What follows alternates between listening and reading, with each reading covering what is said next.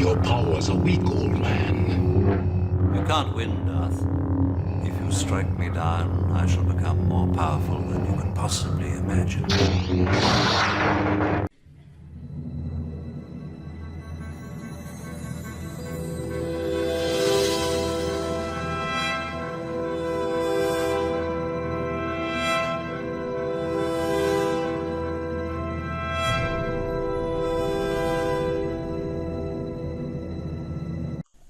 Forgive me, Yuto. It has been a month since I have ranted. So I don't know whether this is going to be a rant or ramble. You decide. But for the past 6 weeks, it has been what we call the SYSBM wars. And it's strange because it used to be the gender wars, where it was black men versus black women on YouTube. But that has given way to what we call the pro-black versus pro-freedom wars. And that's why SBM is probably part of that, right? Where they're trying to restrict black men from leaving or making another choice outside and away from the traditional American black community, which is very strange. It's not quite the way I thought the gender war would end, but I guess when a war ends, nobody can tell what the final condition of the battlefield is going to be. And these SYSBM wars, these wars between black men on both sides of the aisle, both sides of the camps, are basically negotiations about what do we do now. Because for the most part, the women are contrite. Yeah, you got some women here and there popping off, calling dudes dusty or calling them lame or whatever it is, but you don't hear much of that anymore. You don't hear much of that anymore because the lame dudes and the dusty dudes, so-called, have a comeback. You call them lame and dusty. I say, yeah, but you're still trying to date us. You're still trying to be with us. So if we're so lame, so dusty, so dominated, so undeserving of respect, why are you still trying to be with us? Why are you trying to hold on to us? And then there's crickets. Valdez did it one time in his, I can't remember, it was one of his lives, where he was talking about something else, and there was a troll, female troll that came in, and she was spewing the typical female talking points, calling us dusty, calling us dominated, calling us broke, calling us no good, saying that we're abandoning families, all kinds of stuff, right? The typical female talking points. And Valdez finally had enough, and he said, yeah, if we be all that, why are you still trying to date us? Crickets, end of argument. Good joke. Roll on snare drum. And that's the joke. And they are constantly falling back on their talking points, their shaming tactics, their usual go-tos. I'm wanted by white men. Now, there's plenty of other men that are checking for me. I could go in another direction, but I'm loyal. In other words, everything except I don't want to change. Or here's the other one. There's plenty of good black women still out there. You just have to go find them. If as a group, black women were good and viable, then finding them shouldn't be very hard. You just pick one. I never hear Asians or Latinos saying there's a good Latina woman out there. You just have to go find her. He just picks one. With Asian men, they never say there's a good Asian woman out there. He just picks one. Even white men, with the problems they have with their women, they don't say that there's good white women out there. Just go pick one. Just you have to find her. You have to dig through the garbage to find a good white woman. They just pick one. Because if white men were leaving in mass, white women would get together and stop doing what they're doing. And maybe there will be a point where white men leave in mass.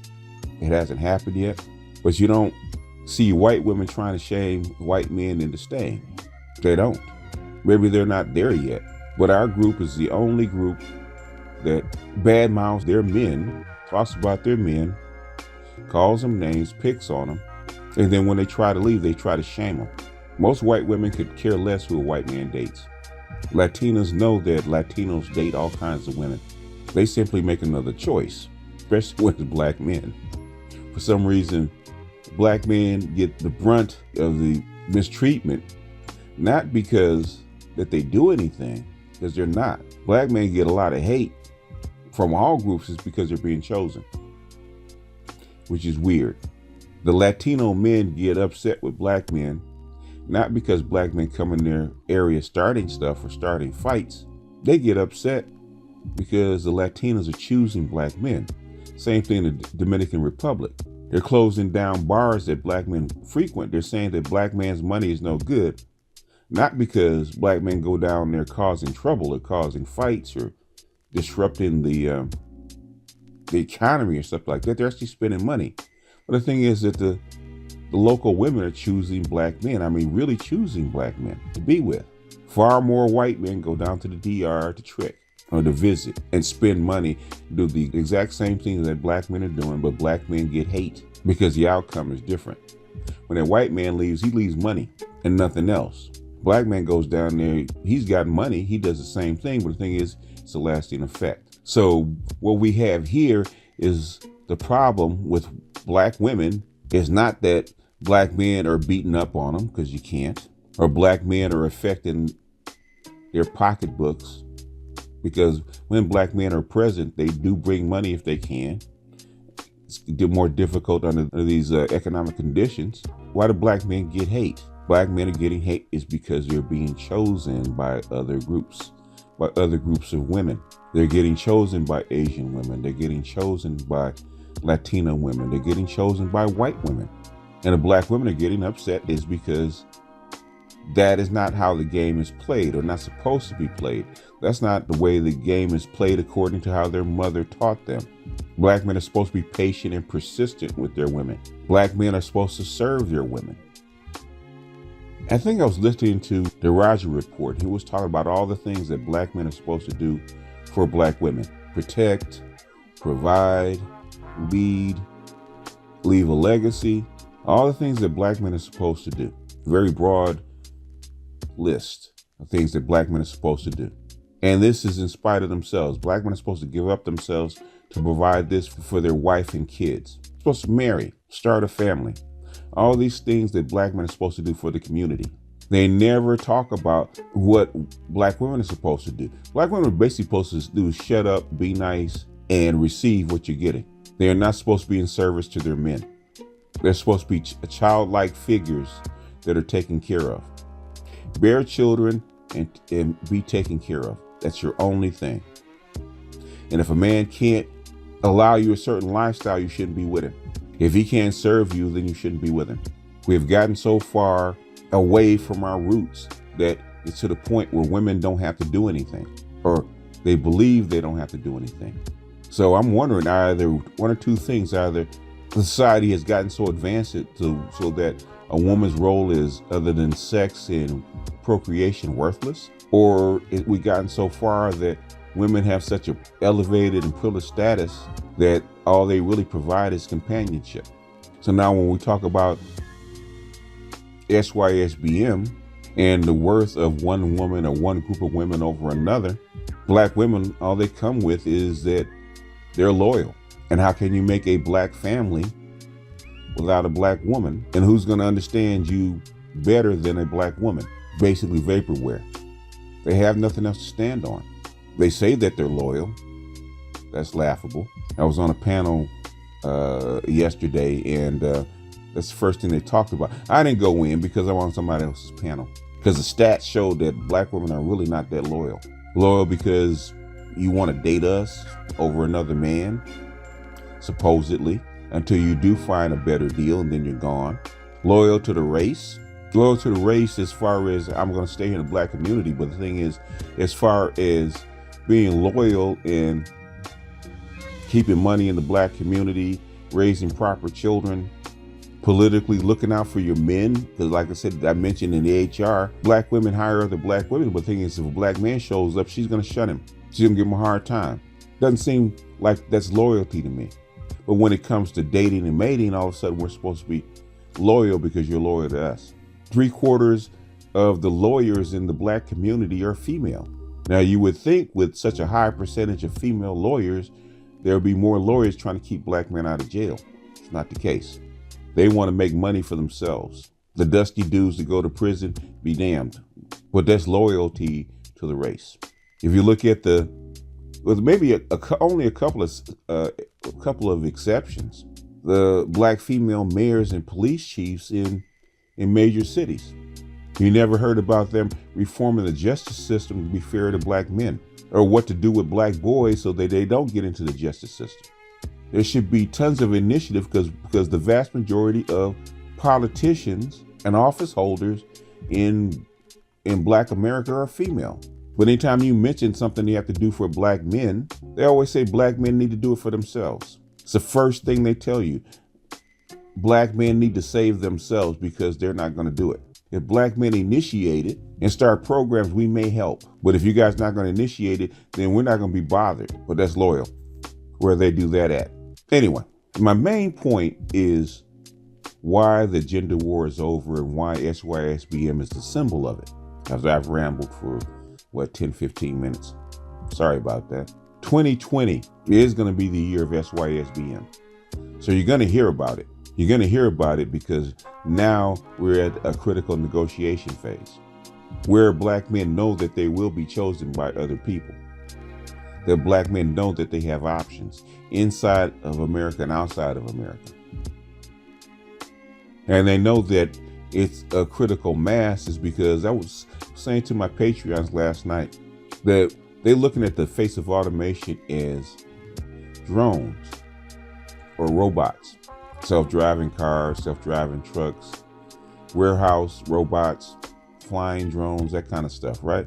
Physical things. They're not looking at automation as artificial intelligence. Artificial intelligence replaces the thinking part of people, the paperwork, the service sector.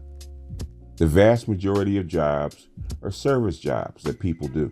And a lot of jobs that people do, especially women, are paperwork jobs. And these automated systems are coming for paperwork jobs. Everybody knows it. Everybody sees it now because the whispers in the hallway, the whispers in the lunchroom, the whispers at the water cooler are becoming pervasive because a friend of a friend heard that this particular system is coming in to reduce jobs at call centers, at insurance companies, at health companies, banks. The retail apocalypse is 24 months in and 24 months to go. We're halfway through it. And people say that the retail apocalypse is going to get worse. Where do most women work? Retail. But since women panic, and the United States is 80% a service sector economy, they're lying and saying that this is going to be a slow grind. It's not. It's going to be a lot fast. It's going to accelerate. If you thought things were bad now, it's going to accelerate going forward. 2020 to 2025 is going to be nothing but an acceleration point where they will push these systems through. Everybody knows it. What's going to happen to your jobs? What's going to happen to your families? Who's going to take care of me? And since the black community has basically sent their boys and men through meat grinders, there's very few viable men left in this economy. When I say very few, what I mean is a smaller percentage. In the white community, it used to be 80% of white men that were viable strictly because they were white and they had a cultural advantage. In black America, that's almost reversed. So now black women need these black men in mass to soften the blow that's coming. And they're simply not there. And black women are panicking because they're saying, where are all the men? They're simply not there. They don't appear out of thin air. In a society, people need help to thrive in a society. You can't do it by them. All right. I hate when the phone cuts off right when you're on a roll. But I was saying that black men aren't just drones that you put a battery in and they automatically are able to just perform and uplift the black community. They have to be trained. I tell the story, it's not a story, I tell this fact that in 2001, China had a resolution to train 1 million programmers and 1 million engineers a year going forward. And everybody in the world thought they were crazy. That how can you do this? And if you do train them, what are you going to do with them? Now, China's one of the most technologically advanced countries in the world now. When they were basically, 20 years ago, basically a manufacturing dump where they churned out cheap products for people in the first world. But after 20 years, they're kicking everybody's ass in technology. They're leading. But that's a direct investment in their children. That's a direct investment in their boys. That's a direct investment in their society. They know that you can't get any benefit out of something that you don't put anything into. But the black community has this dumbass notion that you don't have to put anything into your boys, anything into your males. And 20 years later, you're supposed to get a return out of it. But that's the backward thinkings of the black society and black females in particular. They neglect their children and neglect their boys especially, let them go downhill, and then when they're in need, when they get older, or when the next group of women need top performers, then they just expect these kick-ass men to come out of nowhere. And they refuse to take the blame that nobody prepared these boys for anything, not to be husbands, not to be entrepreneurs, not to be corporate guys, not to be technicians, nothing. You didn't prepare them to do anything. And then 20 years later, you're going to complain that old saying about throwing a rock and hiding your hand. And then after you haven't prepared them, haven't done anything for them, and the black boys know that they're raised by you. They know that you haven't done anything for them. They know that you never preferred them. They know all those little digs and snipes and smart ass comments and snarky comments you made about them. Men don't forget. And now it's to the point that they don't forgive either. And I don't mind that you did it. Okay, you did it. It is what it is. You said that you don't need them. It is what it is.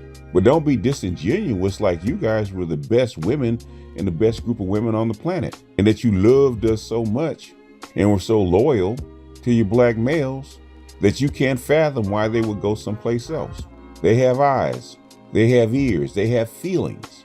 Oh yes, black men and black boys and black males have feelings. And when the fence is down, they see how other women treat their men. You don't have to be in a relationship to know how other women treat their men. You can see it when you interact with other people. You can see the way that a white woman treats her husband. That's different than the way you see your mother treat your father. You can see the subtle nature of the Hispanic woman. The first thing a black woman say, Latinas are fiery. And they're more fiery than black women. It's bullshit. No, they're not. I live in a majority, unfortunately, a majority Latino city. And I see how Latinas act when they're with their men and with their husbands. I'll walk into a restaurant and I'll walk up to a taco truck, or I'll walk someplace with their Latinas. They got their hands around their husband's arm. They're following him. They're not barking orders or pointing and making a scene. They're not fussing at their men and fussing at their men. Remember one time I was walking, this is a 99-cent store, right? And I saw this family. They're family, right? They had the mother, they had the daughter, and they had like 3 sons, right? And the sons were like the ages, I would say like 15 to like maybe 20. And I'm over by the frozen food section. This girl, assuming that she was a girl, is barking orders at these young men, and they're complying.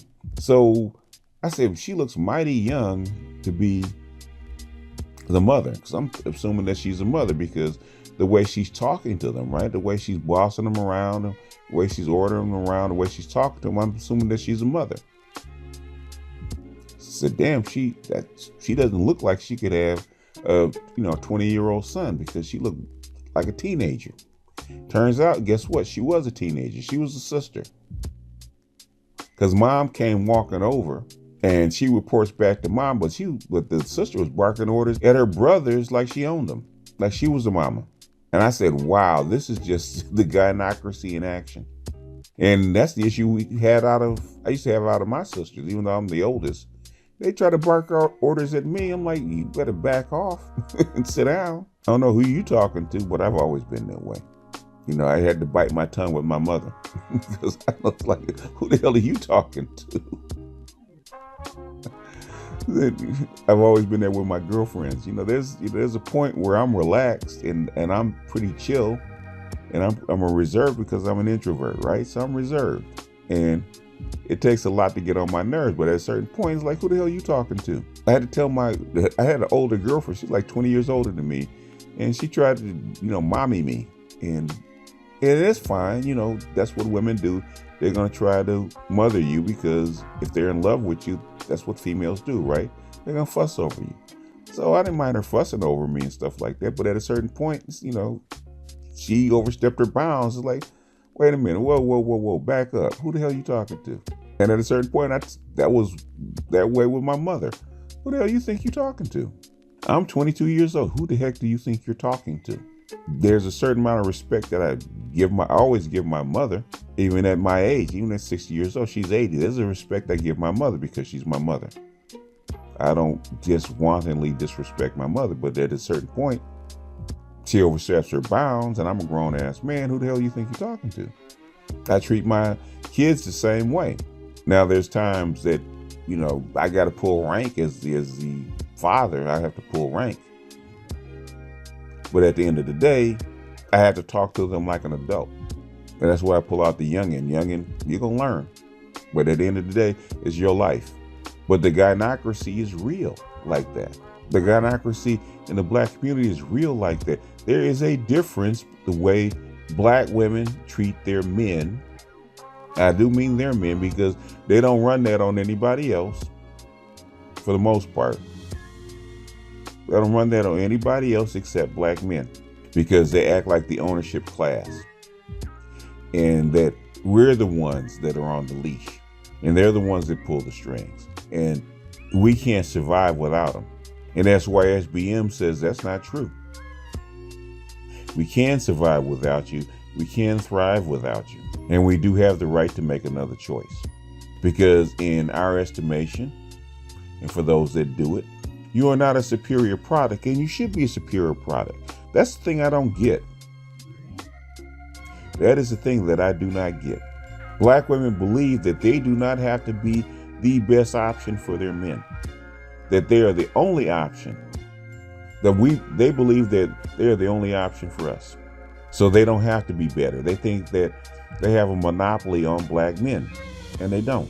And they get pissed off when they find out that they don't have a monopoly on black men.